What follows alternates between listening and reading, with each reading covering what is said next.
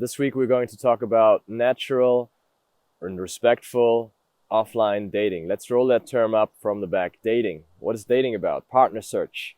It's the most ancient practice of human societies that we look for someone else to mate with, to be together with, to found a family with, even.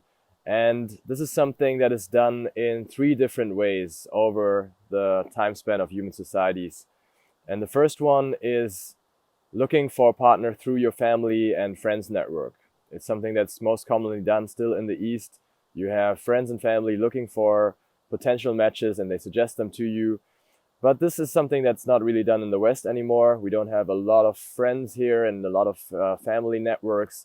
And it's just also not really considered very much in tune with the individualistic lifestyle and the individual's preferences. We want to now look for ourselves. So the other two options are more common now. The second being online dating. And that's a very modern one. It's only existed for the last few decades, but it's quickly become the most common way for people to look for a partner. You go online, you create a profile, and then you have this massive pool of potential matches, and some technology company in the US usually matches you and makes you pay them money as well to give you better matches. But this is also an option that doesn't work for everyone. And most people actually don't know this, but the dynamics of online dating are extremely asymmetrical between men and women. So you have to understand that men and women behave very differently online. It's something that has been very well studied, and there's a lot of data about it because these data apps are actually partly sharing their insights, especially the dating app OkCupid. You can look at the book Dataclysm by the founder of OkCupid. It's a very insightful resource on this. It shows you how men actually tend to be much less selective on online dating apps. So they basically swipe right after some time on everyone, whereas women are extremely selective and they only swipe right on the very most attractive guys online. And online, what most attractive means is most good looking from the pictures. And whatever you can convey through pictures will be judged on those dating apps. And that's, of course, mainly looks and maybe some kind of lifestyle, maybe some kind of luxury. And the text, as it turns out, doesn't really matter at all. It's mainly the picture.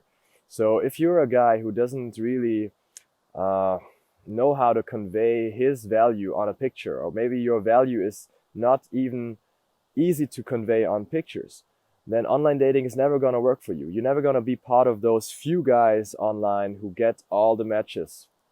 And this is something you can accept. And you can actually try to get into that group, the top 20% of super attractive guys online. You can try to pimp your pictures, you can try to pimp your profile. But if you've tried that, or if you don't want to do that and it didn't work, then it's actually better to go for the third option that's available for partner search, and that's offline. And that's also a very ancient, very common way, but currently it's a bit out of fashion.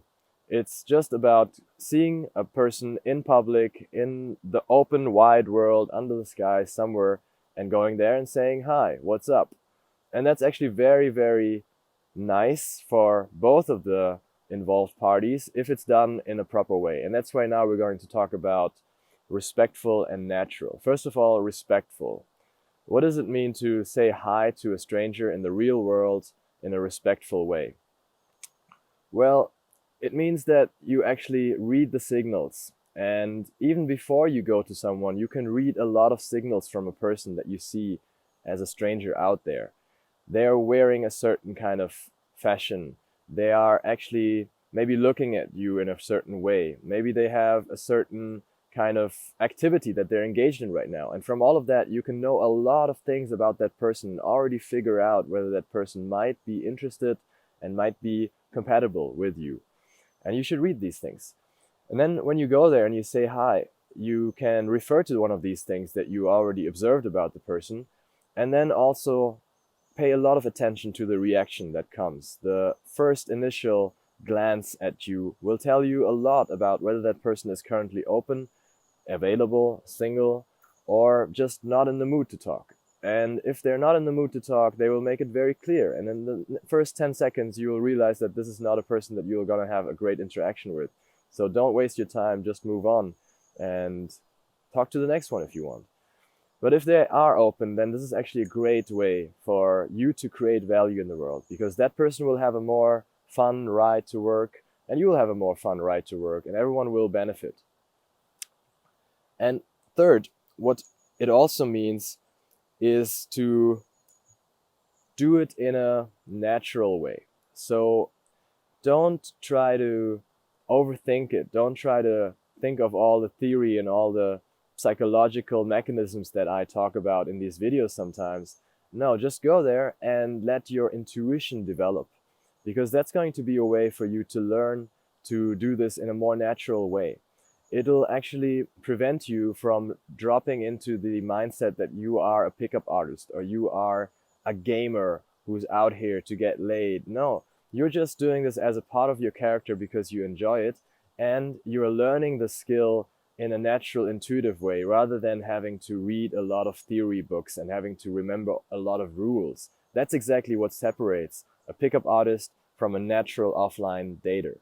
So, to sum it up, if you don't feel like online dating is working for you and you feel like your friend circle is too small and you're not meeting a lot of people there, then it's really a huge hack into reality if you learn how to meet people offline, as it used to be the norm at some point in human history. And it's actually still very accepted if you do it in a respectful and nice way.